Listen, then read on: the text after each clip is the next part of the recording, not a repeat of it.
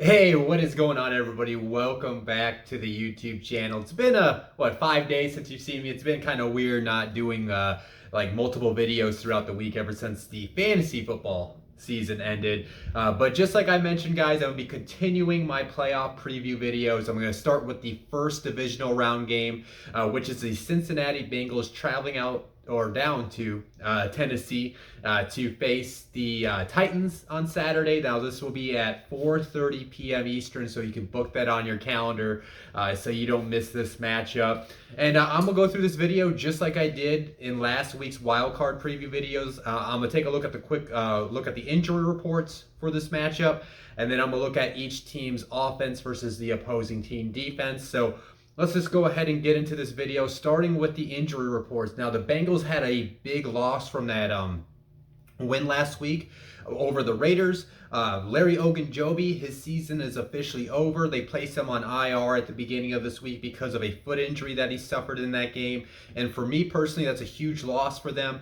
He's really good in the interior opposite of DJ Reader. Now, DJ Reader is more better against the run. Larry Ogunjobi, he's solid against the run, but he's really gives some juice in the interior of the line for pass rush. So that's where they're going to be missing him. Now, they do have a guy named BJ Hill who is working in the rotation throughout the season. He's more of a bigger body presence that can help stop the run, which is obviously what you want to do against Tennessee because that's their game plan. That is their what their bread and butter, especially with Derrick Henry, who is expected to make his return since he left earlier this season with that injury. So to me, that's more of a loss, like if for third down situations, because he would help blow up things on the inside, and Hendrickson and Hubbard could come on the outside, and they would run stunts and stuff like that with him. So that's a big loss in my opinion. The only other guy though is Stanley Morgan, backup wide receiver. He's questionable with a hamstring injury. And then I don't know why I jumped down to the next game, but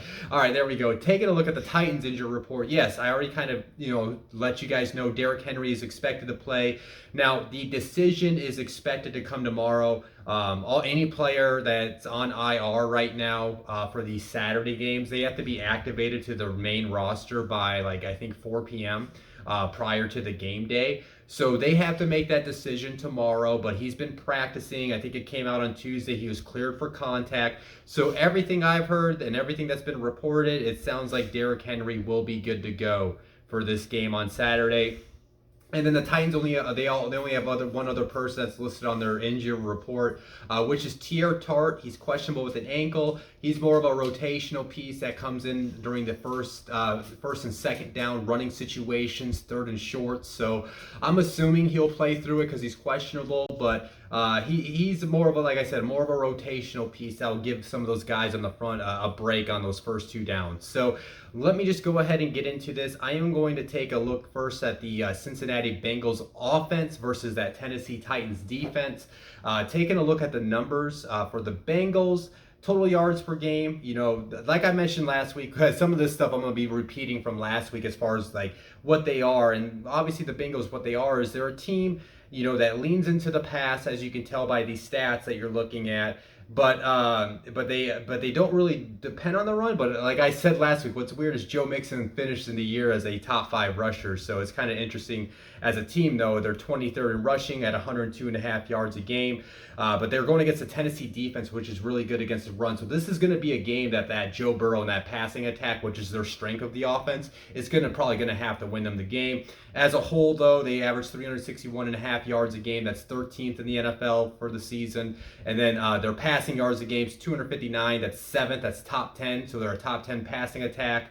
And then they scored They averaged 27.1 points a game, which is tied for 7th in the NFL. So this is a team that likes to throw the ball. This is a team that can put up points. And especially when Joe Burrow is firing on all cylinders with his 3 wide receivers and even CJ Uzomah, and then they're working in Joe Mixon, this offense can get hot at the right moment and jump out to a big lead, or get hot and get right back into a game on any given moment. Now, they're going against the Tennessee Titans defense, which, like I kind of just said, it kind of matches up well for the Bengals, in my opinion. So Tennessee's defense, during the season, they gave up 329.8 yards a game. That's 12. So they're still a top half of the league in terms of total yard production and holding teams down. Their really good strength, though, is that up in there and those hog mollies. I call them, they're just bullies. They really are the guys up front for the defensive front of Tennessee with Jeffrey Simmons, Danico Autry, Bud Dupree. Harold Landry's a really good pass rusher off the edge. So those guys up front only gave up 84.6 yards a game. That's second best in the league. But again, when you look at the stats and everything, the Bengals they're not a team that like leans heavily into their rushing attack, even though they have a really good running back in Joe Burrow. Now, as far as passing yards allowed per game, they give up 245.2. That's 25th in the league. That's bottom 10 in the league. Because they have a lot of, like Kevin Byard, the safety, he can create turnovers. I like a Christian Fulton. He's in his second year. He's still kind of, developing as a young corner in this league. They got Jackrabbit Jenkins, who's a veteran experience, but, sometimes the youth and inexperience does show up. Jackrabbit can be, what's the word? He can be, jump happy. That's probably not a bad word, but he can try to jump on routes if you get what I'm saying, and that kind of gets him to be easily beat over on top because he's a really aggressive cornerback.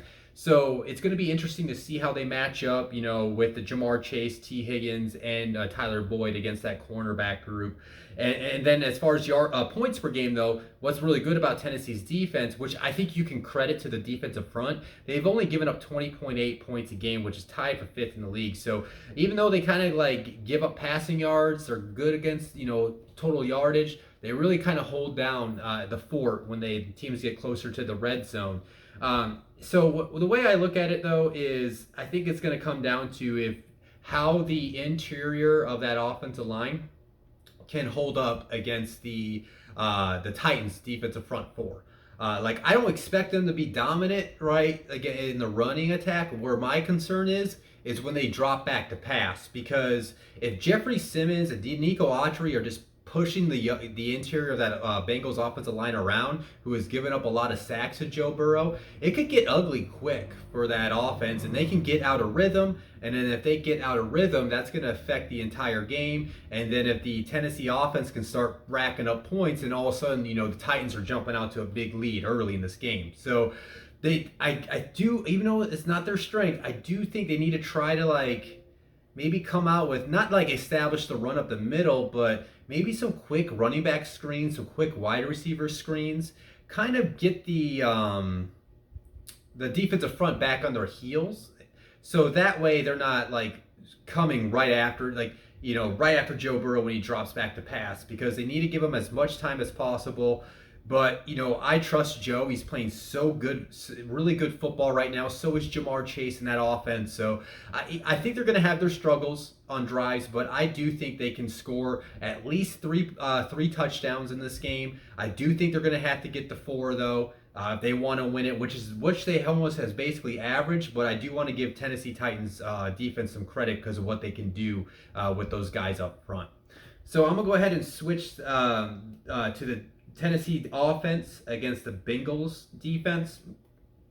So the Tennessee offense, when you look at their stats, when you look at it, it's like a middle of the pack offense that leans into the run. To be quiet, that's basically what it is. Total yards per game, they average 342.5, which is 17th in the NFL. Like I said, they lean, even when Derrick Henry was done, they lean into Deontay Foreman, Hilliard, to get the ground game going, and they were effective in some games. And they end up being a top 5 rushing attack, even without Henry in that back half of the year. They've averaged 141.4 yards a game. So what they're going to want to do is they're going to want to come out and establish the run early and get in those third and short situations so they can get those crosser routes, those slant routes to a guy like A.J. Brown who could take a quick slant to the house on any given time. And they're going to need a Julio Jones to step up in this game as well.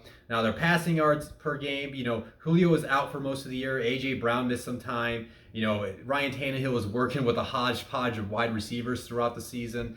They only averaged 201.1 yards a game. That's 24th in the NFL. But, A.J. Brown's, back and doing his thing. And then they just need Julio Jones to kind of, be the guy that they traded for him to be. And then to put a bow on it, they averaged around 24.6 points a game. That's 15th in the NFL, so right there in the middle as far as points per game. But you look at the Bengals defense. what's kind of interesting is they kind of match up well too when you look at this in terms of the production. Now, total yards per game, they give up around 350.8, 18th in the NFL. So they're your bottom half of the league.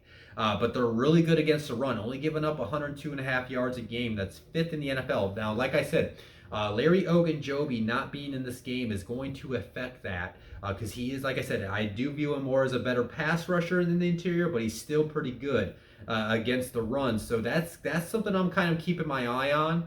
But if they can get Derrick Henry bottled up and put this game on the back of Ryan Tannehill, that's their best bet, and we'll have to see if they can get that job done. And then as far as passing yards per game, they've given up 248.4, which is 25th in the NFL. So, you guys seen the guy I talked about last week, who I'm a big fan of, Jesse Bates. They got some guys back there in the secondary, but there are times where they can be leaky holes back there. So, eventually Ryan Tannehill is going to have to try to pick on the secondary. Like I keep on saying, Julio needs a huge game.